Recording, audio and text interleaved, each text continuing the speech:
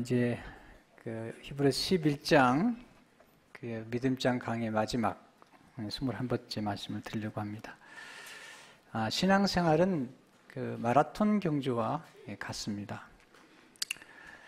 그 당시에 믿음의 경주를 하던 사람들 가운데 엄청난 핍박과 고난이 찾아오니까 그들의 믿음의 길을 좀 떠나거나 아니면 뒤로 물러서는 사람들이 생긴 걸 보고 믿음의 경주를 끝까지 하라고 포기하지 말라고 그렇게 권면하면서 왜 포기해서는 안 되는지, 그리고 어떻게 하면 믿음의 경주를 끝까지 갈 수 있는지를 설명하고 있는 것이죠. 그래서 특별히 히브리 10장 38절을 보게 되면 나의 의인은 믿음으로 말미암아 살리라. 또한 뒤로 물러가면 내 마음이 그를 기뻐하지 아니하리라 하셨느니라. 뒤로 물러가지 말라. 우리가 인생을 살다 보면은 포기하고 싶은 어떤 때가 있죠. 신앙생활이나 결혼생활이나 뭐 여러 가지 삶의 여정에서 이제 그만두고 싶다 그럴 때가 있죠. 가장 큰 유혹이죠. 특별히 끝까지 가야 될 경주라면 그건 정말 큰 위험에 속하는 것이죠. 그래서 히브리서 기자는 아주 강력하게 이 부분을 도전하죠. 히브리서 10장 39절에 오면 우린 뒤로 물러가 멸망할 자가 아니요 영혼을 구원함에 이르는 믿음을 가진 자니라. 뒤로 물러가지 마라. 그러면서 11장에서 믿음의 경주를 완주했던 사람들을 쭉 소개하죠. 그리고 12장에 가면 그러므로, 이러므로, 1절에 보면 이러므로, therefore, 11장의 결론이죠. 아니 1장부터 11장 전체를 결론하면서 그러므로 우리에게 구름같이 둘러싼 허다한 증인들이 있으니 모든 무거운 것과 얽매기 쉬운 죄를 벗어버리고 인내려서 우리 앞에 당한 경주를 하며. 사도 바울은 믿음의 생활을 경주에 비유했죠. 그의 생애 마지막에 쓴 서신이 디모데 후서인데 자기 영의 아들 디모데에게 인생은 마라톤 경주와 같다 그러면서 본인이 이제 그 모든 경주를 완주했다는 사실을 디모데서 4장 6절에서 8절에 기기하죠. 나의 떠날 시각이 가까웠도다. 나는 선한 싸움을 싸우고 나의 달려갈 길을 마치고 믿음을 지켰으니 이제후로는 나를 위하여 의의 면류관이 예비되었으므로.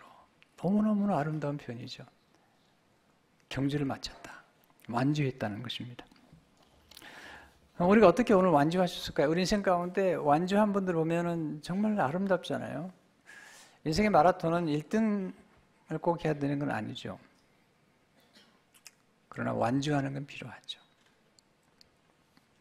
어떻게 완주할 수 있죠? 첫째, 목표가 분명할 때 신앙의 경주를 완주할 수 있습니다. 목표가 분명할 때. 경주는 결심점이 있잖아요. 목표를 향해 달리는 것은 이 마라톤이죠. 바울은 앞에 있는 표대를 향해 달렸다.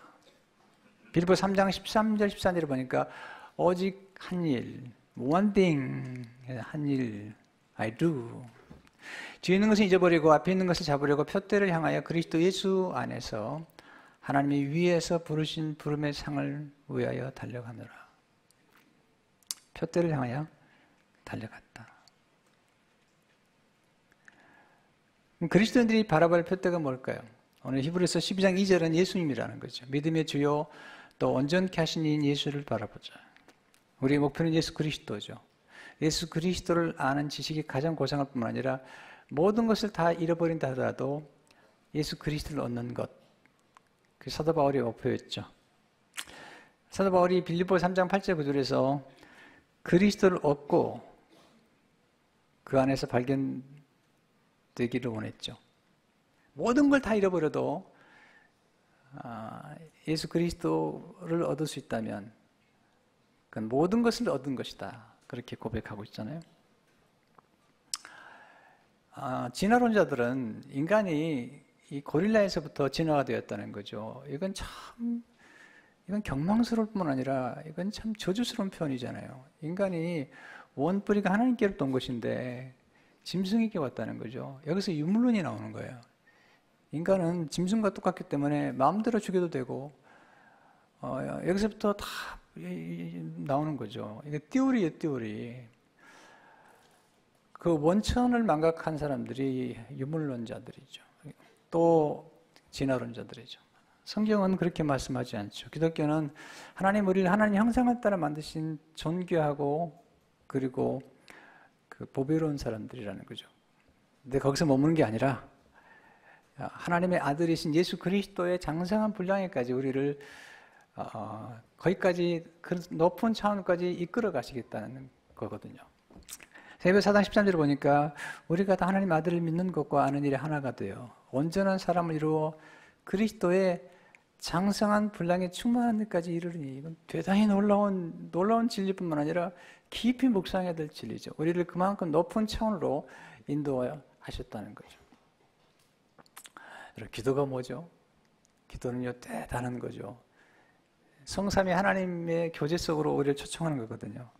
하나님 아버지와 예수님과 성령님이 함께 교제하는 그 교제의 디멘션으로 우리를 초청하시는 거잖아요.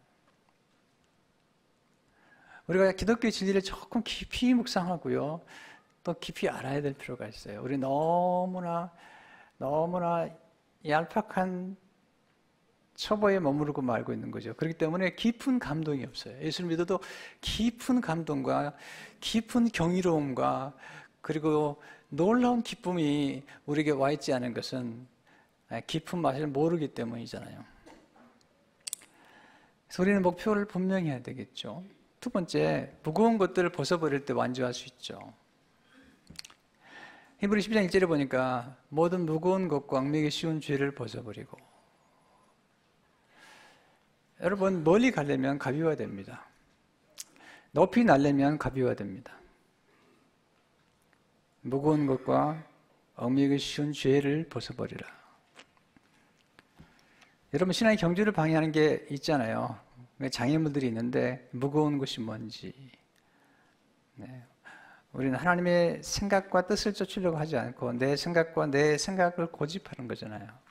다 무거운 거예요, 사실은. 우리의 무거운 죄짐 어디서 벗어지죠? 십자가 앞으로 나갈 때 벗어지는 거죠.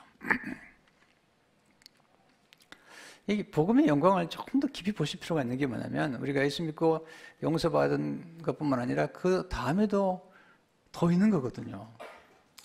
잔 버닌이 그 옥중에서 철로역정을 썼는데, 그 기독도 크리스찬이 순례길을 떠날 때 무거운 짐을 뒤에 지고 떠나죠. 근데 그 무거운 짐이 죄짐인데 십자가 앞에서 이렇게 완전히 사라지죠. 그리고 나서 천사 셋이 나타나서 세 천사가 놀라운 선물을 주죠. 자, 그 이야기를 제가 좀 읽어드리고 싶네요. 그는 십자가가 있는 곳에 막 도착했을 때 어깨에 짊어졌던 짐이 풀어져 흘러내리더니 언덕 아래로 굴러떨어졌다. 그 짐은 열린 무덤 안으로 떨어졌는데 그 이상은 안 보였다. 이제 크리스찬의 마음은 가벼워졌다. 그는 짐을 벗고 구원을 얻은 것이다. 그분이 슬퍼하심으로 내게 안식을 주셨고 죽으심으로 내게 생명을 주셨노라 하며 혼자 말을 하였다. 그는 십자가를 응시하고 서서 어떻게 십자가의 모습이 죄와 수치를 가진 사람에게 그토록 위안을 줄 수 있는지 의아스러웠다. 그는 더 이상 죄의식을 느끼지 않았다. 그의 모든 죄악들이 용서받았다는 양심의 소리가 들렸다. 그는 이제 무죄, 청결, 행복과 자유를 느꼈다. 그는 너무 감사하고 기뻐서 눈물을 흘리기 시작했다. 그가 기쁨에 넘쳐 눈물을 흘리면서 십자가를 바라보고 서 있을 때 그 자리에는 세 천사가 가까이에 서 있었다. 그들은 그에게 평화가 그에게 있을지어다라고 인사했다. 첫 번째 천사는 당신의 죄가 사해졌어 라고 말했다. 정말 중요한 선언이죠. 두 번째 천사는 그의 누더기 옷을 벗기고 희고 깨끗한 옷을 입혔다. 이것은 예수님의 옷이죠. 의의 옷이죠. 또 한 천사는 그의 이마에 인을 쳐주었어요. 인치심은 하나님의 소유라는 거예요. 이 하나님의 소유를 어느 누구도 건들 수 없다는 거죠. 도중에 읽고 천국문에서 보여주라고 책 한 권을 넘겨주었다. 이게 성경이죠. 크리스찬은 뛸 듯이 기쁨이 넘쳐 노래를 부르며 여행을 계속했다. 우리가 십자가 앞에 나갈 때 우리의 무거운 짐이 가벼워지죠. 거기서 끝나는 게 아니라 예수 그리스도의 의의 옷을 입혀주시고 또 하나님의 말씀을 주시고 하나님께서 우리를 인쳐주시죠. 성령을 통해서 인을 쳐주시죠. 하나님 거라고, 하나님의 소유가 된 자녀라고 인을 쳐주는 것이죠.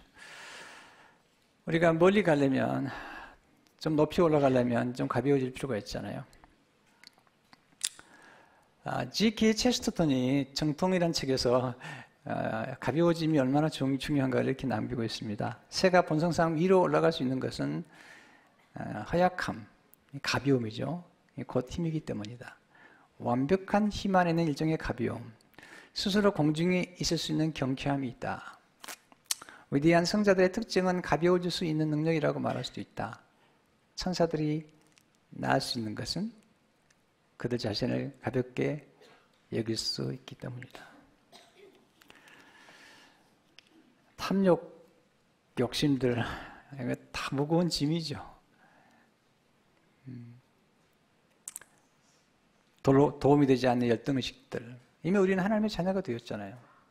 엄청난 하나님의 은혜를 누린 사람들이죠.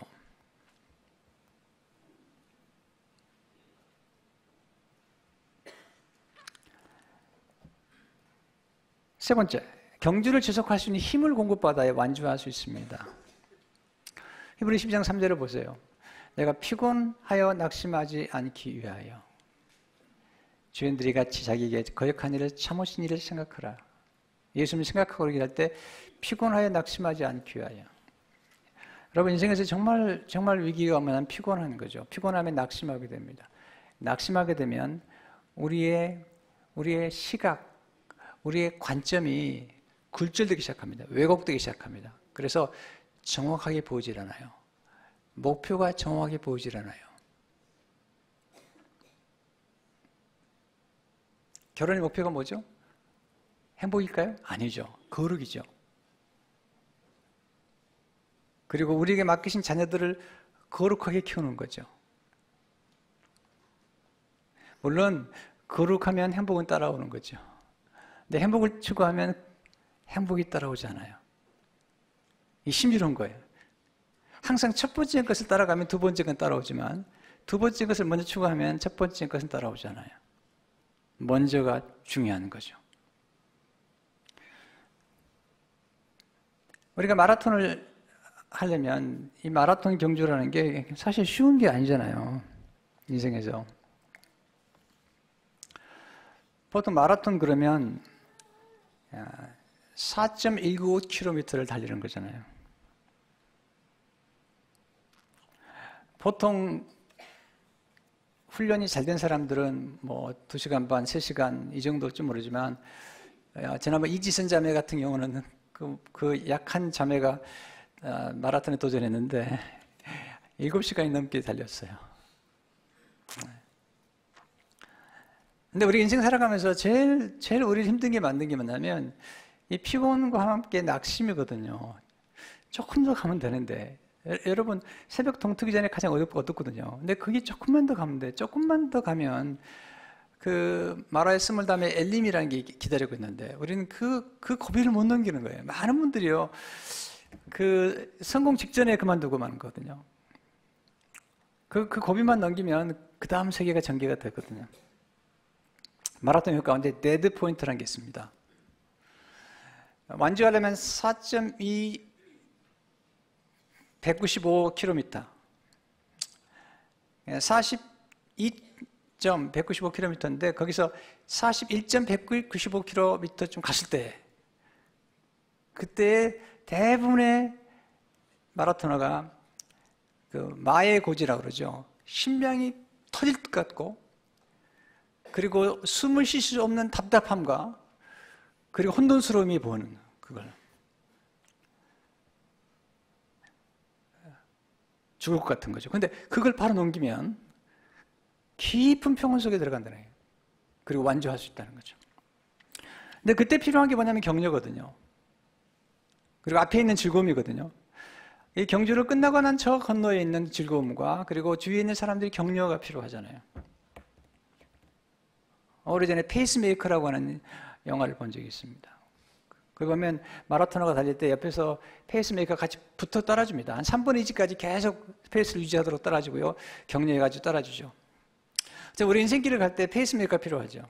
격려죠. 그러니까 오늘 사도 이 히브리서를 기록한 분은 지금 그 당시에 예수를 믿고 신앙생활 사람 가운데 중간에 포기하려고 하는 사람들에게 그러지 말라고 히브리 11장을 소개하면서 이미 그 길을 완주한 사람이 있다고, 그 완주한 분들이 있으니까 그분들이 지금 당신을 응원하고 있다고. 히브리 11장 1절에 보니까 이러므로 우리에게 구름같이 둘러서 허다한 증인들이 있으니 이 증인들은 그냥 구경꾼이 아닙니다. 이미 인생의 어려운 길을 통과했던 완주했던 사람들.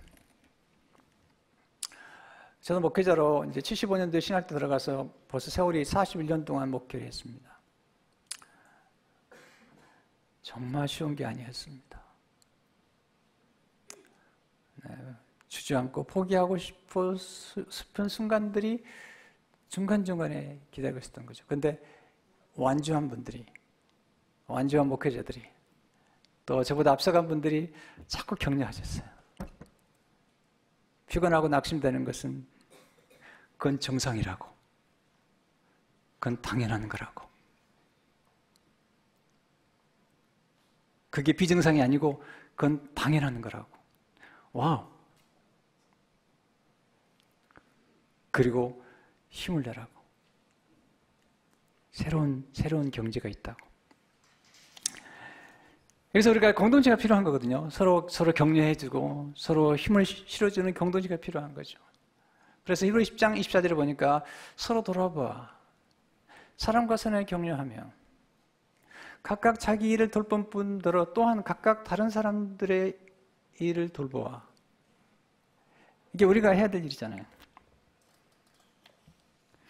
히브리서 기자는 지금 우리를 격려하는 수많은 앞서간 증인들이 있다는 거죠. 천국에서 우리를 응원하는 분들이 있다는 거죠. 근데 거기서 머물지 말고 우리는 반드시 고정시켜야 될 한 분이 있는데 예수님이라는 거죠. 히브리서 12장 2절에 보니까 믿음의 주여 또 온전케 하신 이인 예수를 바라보자. 여기 보세요. 잠시 우리를 격려하는 사람들을 바라보지만 진짜로 우리 눈을 고정시켜야 될 Let us fix our eyes on Jesus. 우리의 눈을 픽스하라는 거예요. 우리의 생각을 픽스할 수 있는 분을 만났는데 그분이 예수입니다. 예수 그리스도에게 우리의 눈을 고정시켜야만이 우리가 완주할 수 있다는 거죠. 그분은 믿음의 창시자시다. 믿음의 주요란 말은 영어에 보면 the author란 말을 썼어요. 뭔가를 만드신 분, 창시자, 선구자, 개척자라는 거죠. 그리고 이 예수님은 우리의 믿음을 완전하게 할 수 있는, 온전케 한다는 말은요, 목적을 이루는 거예요. 굉장히 중요한 얘기거든요. 예수 그리스도만이 우리로 하여금 인내케 하시고 예수님이 친히 십자가를 참으사 그 길을 가셨다는 거죠. 그래서 온전케 한다는 말은 뭐냐면 시작한 일을 마치게 하는 거예요. 굉장히 중요한 히브리서의 하나의 신학적인 개념이에요. 초보에 머물지 말고 진보하라는 것과 함께 하나님이 시작한 일을 예수님이 도와주심으로 마치게 하시겠다. 이 말씀이 빌립보서 1장 6절에 나오죠. 너희 안에 착한 일을 시작하시니가 그리스도 예수의 날까지 이루실 줄을 우리가 확신하노라. completion 하도록 도와주시겠다. 그건 누가? 예수님께서. 스가랴 선지자가 스룹바벨이 하나님의 성전을 재건하는 중에서 낙심됐을 때에 하나님께서 말씀하시죠. 성령께서 도와주시겠다. 스가랴 4:6절을 보니까 스룹바벨의 손이 이 성전의 기초를 놓았은즉 그의 손이 또한 그 일을 마치리라 하였으니 complete it. 이게 하나님 예수님이 우리에게 믿음을 주시면 아니라 우리의 믿음을 온전케 하신다는 거죠. 우리가 완주하려면 예수 그리스도를 바라보고 그리고 예수 그리스도에게 우리의 눈을 고정시켜야 됩니다. 그리고 우리가 공동체는 서로 격려해야 됩니다. 서로 원래 격려란 말은 영어로 encouragement인데 encourage 안에다가 용기를 자꾸 불어넣어주는 거죠. 할 수 있다고. 조금 더 가보자고. 조금 더 견뎌보자고. 여러분 인생은 쉽지 않습니다. 정말 쉽지 않습니다. 죽고 싶어도 죽지 못하는 환경이 너무나 많아요. 제가 정말 어려움을 겪었던 날들이 있습니다. 그런 날들이 한둘은 아니지만 수없이 많지만 정말 어려웠던 날들이 납니다. 어제도 제 아내가 얘기하면서 제가 제 아내 보는 앞에서 제 어머니가 보는 앞에서 너무 힘들었어요. 그래서 바닥을 기어다녔어요. 이렇게 기어다니면서 찬송을 했어요. 예수는 나의 힘이요. 기어다녔어요. 얼마나 힘이 들었으면요. 그때는 밤이 되면 두려워요. 밤이 되면 잠이 오지 않아요. 네. 공황장애가 왔어요. 아침이 되면 더 괴로워요. 하루가 얼마나 긴지 몰라요. 그런데요, 포기할 수 없는 목표가 있었기 때문에 5분 단위로 결심을 했어요. 5분만 견디자. 조금 더 견디자. 어느 날 서서히 하나님이 근육을 키워주시고 그 어둠을 이렇게 벗어나게 하셨는데 그 어둠 벗어난 후로 놀라운 체험들을 많이 했어요.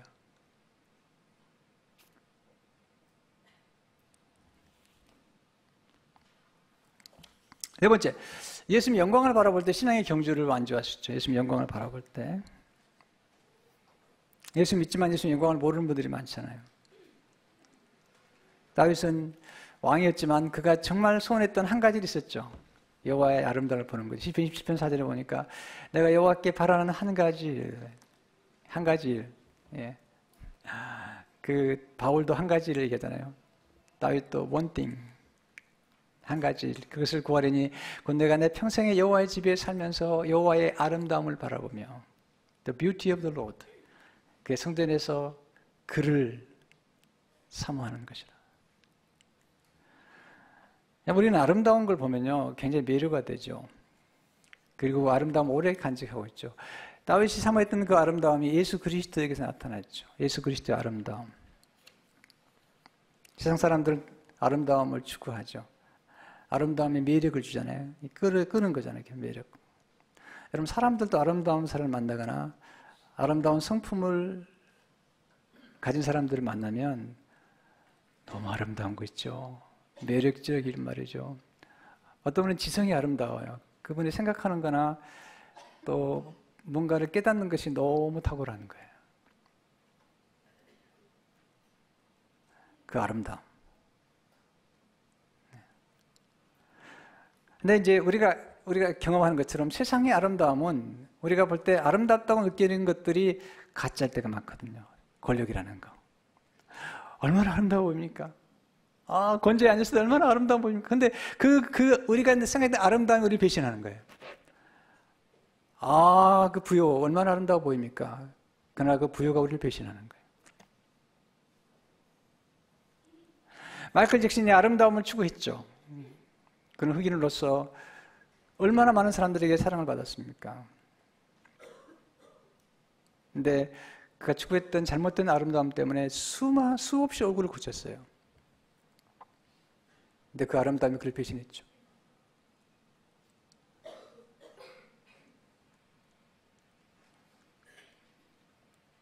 많은 사람들이 그 아름다움의 원천을 경배하기보다는 그 아름다움 자체를 착각하고 하는데, 우리가 세상에서 추구하는 많은 아름다움들이 우리를 배신한다는 것을 잊지 말아야 됩니다. 근데 여기서 이제 C.S. 루이스가 그의 삶 가운데 가장 행복했던 순간, 그의 삶 가운데 가장 아름다움을 경험했던 순간을 얘기하는데, 이거 대단히 아름다운 표현이에요. 그는 이렇게 말합니다. 내 평생에 가장 아름다운 것은 모든 아름다움이 나오는 것을 발견하는 것이었다. 모든 아름다움이 나오는 것을 발견하는 것. 여러분, 모든 것은 원천이 있는 거예요. 원천. 사람들은 그 원천을 경배하기보다도 그 흘러나온 것을 누리는 사람들을 경배하는 수가 있는데, 그건 잘못된 우상이죠. 자, 음악이 얼마나 아름답습니까? 근데 그 음악을 주신 원천, 하나님을 모른다면 그건 어리석은 거죠.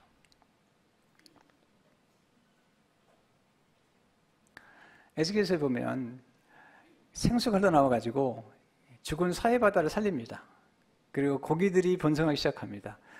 그리고 시들었던 나무가 해성이 되고 열매를 맺기 시작합니다. 놀라운 광경이 벌어집니다. 생수 때문이죠. 근데 더 놀라운 광경을 알아야 됩니다. 그 생수가 어디서 시작하냐면 성전 문에서 시작합니다. 곧 성전 대신 하나님이죠. 오늘로 말하면 교회죠. 그리스도의 몸된 교회에서 생수가 흘러나가는데 그 아름다운 그 모든 샘의 원천, 모든 물의 원천, 여러분 그걸 만나면 나머지 건 별거 아닙니다. 우리가 볼 때요, 굉장히 위대해 보이는 것도요, 그걸 만드신 분은요, 그 만드신 분은 그게 크게 보이지 않는 거죠. 어떤 분이 얘기하더라고. 예술가들은 본인이 만든 예술 작품을 그렇게 크게 여기지 않는다. 가끔 제가 어떤 분들을 책을 보면요, 이렇게 두꺼운 책이 있어요. 이런 책을 3권씩 또는 뭐 12권 쓰는 분이 계세요. 그 책 두꺼이만 보고도 우리는 압도를 당하죠. 오! 근데 그 책을 쓴 분은요, 그게 작아 보이는 거예요. 큰 건물을 만든 사람은 그 큰 건물이 눈에 들어오는 거죠. 하나님이 그런 분이시죠. 이 모든 우주 만물을 만드셨어요. 우리 예수님께서 만드셨는데 이 모든 우주를 만드신 그분이 보실 때는 이 우주가 그렇게 대단해 보이지 않을 수 있는 거잖아요. 근데 그걸 만드신 그 하나님 영광을 본다는 것은 정말 놀라운 거죠. 기독교는요, 가장 강조하는 게 뭔지 아세요? 지식이에요. 깨달음이에요, 깨달음. 성경이 이렇게 말해요. 깨닫지 못하는 사람은 아무리 부자해도 짐승 같대요. 멸망하는. 인간은 이성을 사용할 때, 지각을 사용할 때 가장 탁월한 하나님의 피조물이 되는 거죠. 공부하셔야 돼요. 이성이나 지성을 폄하하는 건 기독교가 아니에요. 배우셔야 돼요. 배워야만 얘가 이해가 되고 그래야 성장하는 거죠. 저는 애들도 이런 말 했어요. 사람들은 아무것도 이해하지 못할 때 아무것도 얻을 수 없습니다. 또한 사람들은 어떤 지식을 얻지 못하면 전혀 영적으로 성장할 수 없습니다. 여러분 교회 다니십니까? 30년 다녔다고 여러분이 성장할 거라고 생각하지 마세요. 그건 착각하는 거예요. 여러분이 정말 알아야 될 지식을 알지 못한다면, 여러분 교회 경력은 쌓아갈지 모르지만 예수 그리스도에 대한 정확한 복음에 대한 영광과 지식을 알지 못한다면 그건 아직 초보에 불과한 거죠. 히브리서 기자가 너무 안타까워서 얘기하는 거죠. 그 당시 교회 생활을 오래 했던 사람들도 아예 또 엘리멘터리 수준에 머물고 있다는 거죠. 이거 히브리서 5장 12절을 보니까 때가 오래되었으므로 너희가 마땅히 선생이 되어야 할 텐데 너희가 다시 하나님의 말씀에 초보에 대하여 누구에게서 가르침을 받아야 할 처지이니 단단한 음식은 못 먹고 젖이나 먹어야 할 자가 되었도다.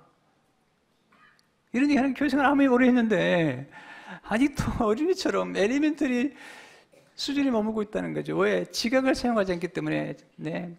이 지성을 사용하지 않기 때문에. 그래서 14절에 얘기하죠. 단단한 음식은 장사한 자의 것이니 그들은 지각을 사용함으로 훈련시켜서 연단을 받아 선악을 분별하는 자들이니라. 여러분 알지 못하고 사랑할 수 있습니까? 여러분 누군가를 사랑하려면 그를 알아야 되겠죠. 그리고 누군가를 정말 사랑하면 그를 더 알고 싶어 하죠.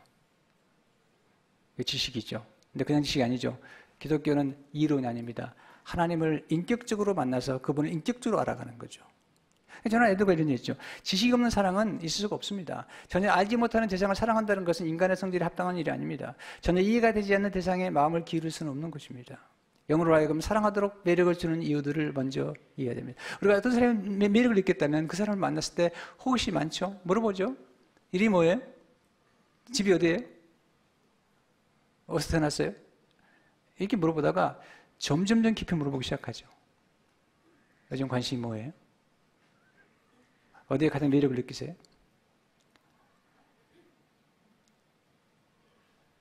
여러분, 우리가 누구를 만났을 때 그냥 만나는 게 아니잖아요. 그 사람에 대해서 더 알고 싶고 호기심과 더 가까이 끌리는 거잖아요.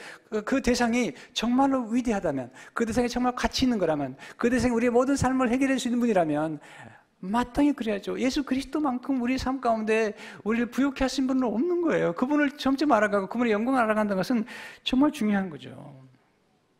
저는 여러분들에게 매번 도전하고 싶은 거죠. 여러분은 아직 더 깊고 높은 차원으로 가려면 아직 멀었다는 거예요.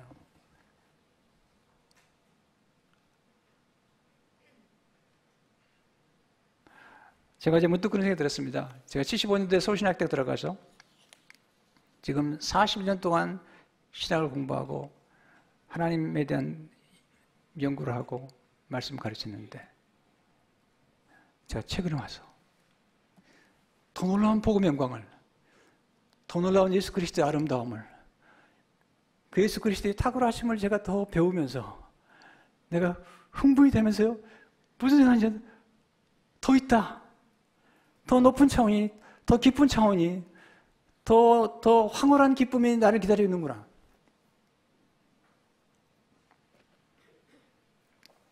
그럼 예수님의 영광은 어떤 영광일까요? 히브리서에 나온 예수님의 영광, 첫째, 예수님의 영광은 창조주의 영광이죠. 모든 걸 만드신 하나님이라는 거죠. 히브리 1장 2절을 보니까 이 모든 날 마지막 날에는 아들을 통하여 우리에게 말씀하신 이 아들을 만유의 상속자로 세우시고, 이것도 기억하셔야 됩니다. 상속자라는 말. 또 그로 말미암아 모든 세계를 지으셨느니라. 모든 세계를 만드셨다. 그분이 히브리 1장 3절을 보니까 이런 하나님의 영광의 광채시요, 그 본체 형상이시라. 그의 능력의 말씀으로 만물을 붙드시며 죄를 정결하게 하는 일을 하시고 높은 곳에 계신 지극히 크신 이의 우편에 앉으셨느니라. 예수님이 이 땅에 오셨어요. 이게 성탄이죠. 하나님이 이 땅에 육신을 입고 오신 거죠. 그 영광. 두 번째, 예수님 영광은 구속주 영광이라는 거죠. 우리의 죄를 정결케 하기 위해서 오셨다는 거죠. 히브리서 10절을 보니까 그들의 구원의 창시자를, 여기도 똑같이 나오는데 그들의 구원의 the author라는 말을 써요. 선구자, 개척자, 저자라는 거죠. 히브리서에서는 굉장히 강조하는데요, 온전케 하다, 더 탁월하다 비교하면서 이 아론의 제사장직과 예수님의 제사장직을 이렇게 비교합니다. 그래서 아론보다 더 탁월하시고 모세보다 탁월하시고 여호수아보다 탁월하신, 천사보다 탁월하신, 이걸 계속, 율법보다 탁월한 걸 계속 강조하거든요. 이걸 잘 이해할 수 있는 게 히브리서거든요. 이렇게 비교하는 거잖아요. 구약의 아론의 후손들, 대제사장들은 그들도 죄가 있기 때문에 그들이 이스라엘 백성들 속죄하기 전에 본인이 먼저 속죄제를 드렸어요. 그리고 짐승의 피를 가지고 속죄일 날 진토 들어가죠. 그런데 그 짐승의 피가 완전하지 않아서 잠시 죄를 덮어주고 용서하지만 죄를 없이할 수 없다는 거죠. 그런데 멜기세덱의 판처로 오신 예수님은 대제사장이신데 죄가 없는 거예요. 근데 죄가 없으신 그분이 우리의 죄를 대신 담당하시고, 그리고 짐승의 피가 아니라 자신의 피로 우리를 정결케 하셨다는 거예요. 거기서 끝나는 게 아닙니다. 대제사장들은 지성소, 하나님의 가장 계시는 지성소, 하나님 임재 앞으로, 하나님 영광의 임재 앞에 홀리 홀리스로 백성들을 데려가지 못했어요. 왜냐하면 그건 두려운 곳이었어요. 영광스러운 두려우기 때문에 본인만 겨우 들어가는 거예요. 그런데 예수님은 예수님의 몸으로 우리 죄를 용서하실 뿐만 아니라 제물을 드릴 뿐만 아니라 우리를 다 데리고 휘장 안에, 거룩한 지성소 안에 우리를 다 같이 들어가셨다는 거죠. 이건 정말 놀라운 영광인 거죠. 세 번째, 예수의 영광은 맏아들의 영광이라는, 맏아들이라는 거. 이 맏아들이 중요하죠. 이 맏아들은 상속자라는 거예요. 여러분, 우리가 누군가 상속자가 되려면 반드시 관계가 중요한 거예요. 공부를 잘한다고 상속자가 될 수 있나요? 자, 여러분이 유산이 많은 분이 계시다고 합시다. 여러분, 그 많은 유산을 누구에게 주죠? 저한테 주시겠어요? 안 주죠. 나하고 별로 관계가 없으니까. 근데 아들과 딸에게 주죠. 특별히 장자란 말을 많이 강조합니다. 히브리서 1장 1절을 보니까 또 그가 맏아들을 이끌어 세상에 다시 들어오게 하실 때 하나님의 모든 천사는 그에게 경배할지어다 말씀하셨습니다. 예수님이 맏아들인데 하나님이시기 때문에 천사들이 경배를 했던 거죠. 시편 89편 27절 보니까 내가 또 그를 장자로 삼고, 고로새 1장 15절을 보니까 그는 보이지 아니하시는 하나님의 형상이시요 모든 피조물보다 먼저 나신 자니, 첫 번째 아들이라는 거죠. 로마서 8장 19절을 보니까 하나님 미리 아신 자들로 또한 그 아들의 형상을 본받기 위하여 미리 정하셨으니 이는 그로 많은 형제 중에서 맏아들이 되게 하려 하십니다. 이게 왜 이렇게 중요하죠? 왜냐하면 맏아들만이 상속자가 됐기 때문이에요. 아들이, 그것도 맏아들의 상속자가 되는 거죠. 그럼 복은 무엇이냐? 이런 거죠. 예수님 맏아들 오셨는데 예수를 믿는 사람들, 예수님을 믿는 사람들 모두를 이 맏아들의 위치까지 올려놓은 거예요. 그 놀라운 복음인 거예요. 그 당시 유대인들은 남자와 여자를 차별했거든요. 지금도 차별하잖아요. 상속할 때 남자한테 많이 상속해요, 여자한테 많이 상속해요. 자, 아들 있고 딸이 있으면 어떤 자녀에게 상속을 많이 하죠? 네, 얘기 안 해도 좋아요.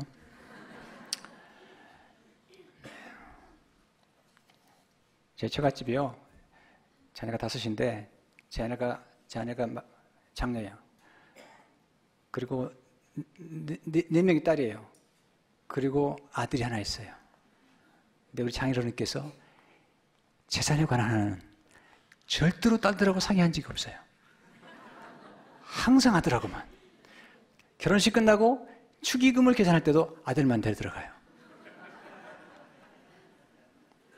몇 년 전에 정리하신 게 있어가지고 미국에 아파트 하나 샀어요.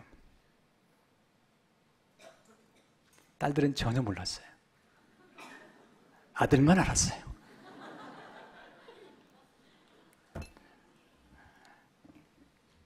이게 장자가 가지고 오는 특권이죠.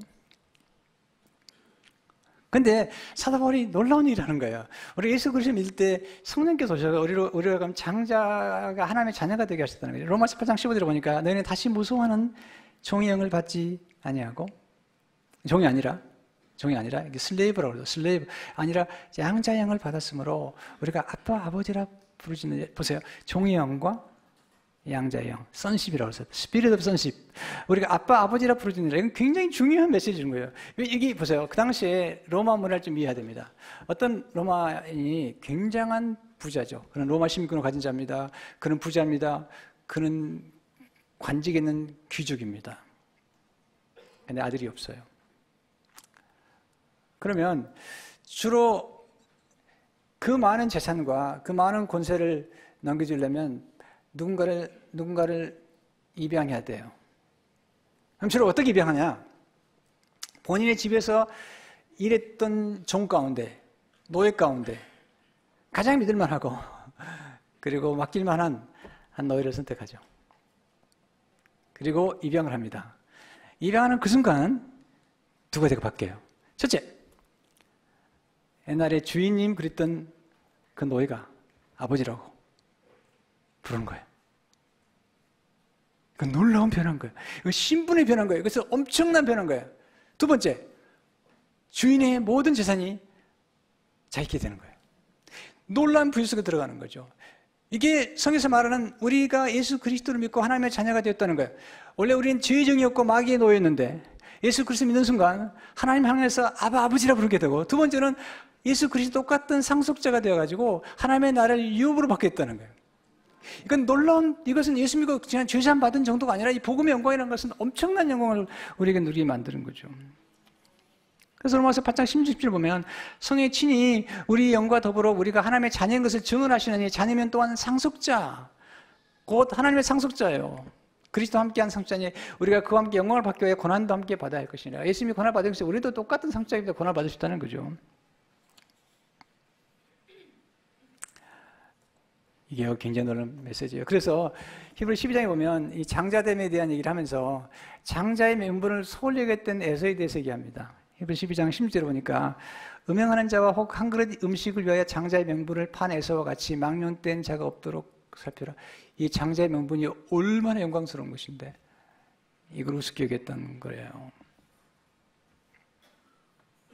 그런데 예수 그리스도를 믿는 우리 모두가 장자의 위치에 올라가게 됐다는 거죠. 구약은 이스라엘 백성을 장자로 삼았는데 신약은 예수 그리스도 교회, 예수 그리스도의 몸된 교회에 소속된 모든 사람이 장자라는 거죠. 그래서 히브리 12장 23절을 보게 되면 하늘에 기록된 장자들의 모임과 교회와, 자, 여기서 더 놀라운 게 하나 있습니다. 그 당시에 이스라엘 백성들에게는 이 남자와 여자의 구별이 심했어요. 한국 문화도 마찬가지, 아까 말씀드린 것처럼 아들에게 주로 상속이 되는데, 이 복음의 놀라운 비밀은 뭐냐면 예수 그리스도를 믿으면 하나님의 나라에서는 남자와 여자와 상관없이 여자도 장자와 똑같은 상속자가 된다는 거예요. 갈라디아 3장 27, 25절 누구든지 그리스도 합하기 위하여 세례받은 그리스도로 옷 입었느니라. 그 장자 옷을 입은 거야. 그 남자 여자 상관없어요. 그러나 너희는 유대인이나 헬라인이나 종이나 자유인이나 남자나 다 그리스도 예수 안에서 하나니라. 하나는 말하는 셈이란 거예요. 누구든지 남자나 여자나 종이나 자유자나 헬라인이나 유대인이나 다 예수 그리스도를 옷 입은 사람은 다 장자가 되었다는 거예요. 그리고 하나님 나라의 상속자가 되었다는 거죠. 이게 복음의 비밀이라는 거죠. 이 비밀을 우리 장인어른이 미리 알았으면 그런 일이 없었을 것 같아요. 네. 여러분, 앞에 있는 즐거움을 바라볼 때 완주할 수 있죠. 히브리서 10장 2절을 보세요. 믿음의 주여 또 온전케 하신 이인 예수를 바라보자. 그럼 그 앞에 있는 기쁨을 위하여 십자가를 참으사 부끄러움을 개치 아니하시더니 하나님 보좌 우편에 앉으셨느니라. 앞에 있는 즐거움은 하나님의 뜻을 이루는 즐거움이에요. 하나님의 뜻, 영혼을 구원하는 그 기쁨. 네. 그리고 우리 모두를 장자의 대리에 올려놓는 그 기쁨. 그리고 우리 모두를 거룩한 성소로 함께 데려가는 그 기쁨을 누린 거죠. 우리가 남을 도와줘가지고 잘 되면 우리가 기쁘잖아요. 어떤 위치에 올려놓으면 기쁘잖아요. 여러분, 우리는 예수 그리스도가 목표가 될 뿐만 아니라 예수 그리스도 자체가 우리에게 가장 큰 상급이 된다는 걸 알아야 됩니다. 저는 에드워드가 그리스도의 탁월하심이라는 설교에서 이렇게 얘기하고 있습니다. 주 예수 그리스도를 사랑하고 그분을 여러분의 친구와 재산으로 선택하도록 하십시오. 그리스도 안에 다양한 탁월함이 놀랍게 결합되는 것처럼 그리스도 안에는 여러분이 사랑하고 선택하며 얻고 참여해야 할 가치 있는 모든 것이 있습니다. 가까이도 좋을 만한 것들이 무엇인지 모두 그리스도 안에 있으며 또한 그것은 여러분이 바랄 수 있는 최고의 것들이기 때문입니다. 여러분, 지식이 필요해요. 이 복음의 지식이 필요해요. 우리 더 알아야 돼요. 우리는 여러 가지 기쁨 가운데 이 탁월한 지식을 접했을 때, 탁월한 인격을 접했을 때 오는 그 기쁨. 그래서 사문 2장 10절을 보니까 그 지혜가 내 마음에 들어가며 지식이 내 영혼을 즐겁게 할 것이요. 그리스도를 아는 지식이 우리 영혼을 즐겁게 하는 거거든요. 여러분, 덮어놓고 믿으면 안 되는 거예요. 펴놓고 믿어야 돼요. 성경을 펴고 예수 그리스도가 누구신지 그 영광스러운 창조 구속주 그리고 하나님의 아들이신 예수 그리스도를 알아야지 그 안에 매료가 되는 거잖아요. 우리가 어떤 사람을 만났을 때 그 사람도 알면 알수록 매력을 느끼는 거잖아요. 그런 것처럼 예수 그리스도는 우리에게 절대로 배신하지 않으며 우리의 모든 것보다 가장 귀한 거잖아요. 그래서 그렇게 다시 하나님의 아름다운 보기를 원했고 사도 바울이 그의 생애 빌립보서를 기록하면서 그를 위하여 모든 것을 잃어버리고 배설물로 여김은 그리스도를 얻고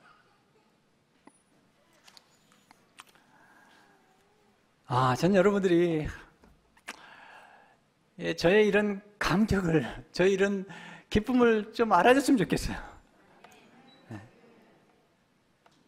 더 있다니까요. 더 있어요. 여러분, 예수 그리스도를 더 깊이 알려면 성경을 공부하셔야 되고 하나님 말씀을 깊이 들으셔야 돼요.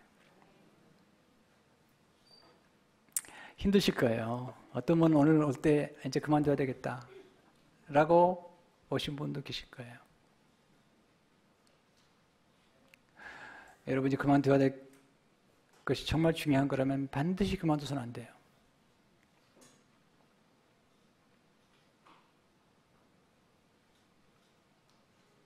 특별히 신앙의 길을 건다는 건 어떤 값을 지불해서라도 이 신앙의 길을 간다는 건 정말 영광스럽고 아름다운 거예요.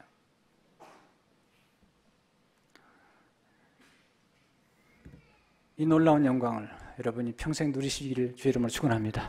하나님 아버지, 오늘 주신 말씀으로 양식을 삼고 하나님의 아름다움을 보았던 다윗, 그리스도의 영광을 보았던 제자들과 바울, 그 아름다움에 매료되었던 삶, 모든 아름다운 것이 시작되는 그 시작이신 예수 그리스도, 모든 영광스러움이 시작된 그곳, 모든 기쁨과 황홀한 환희가 시작되는 예수 그리스도 안에서 감사하며 이 성탄의 계절에 우리에게 진정한 기쁨을 주신 예수 그리스도를 바라보면서 감사하도록 축복해 주옵소서.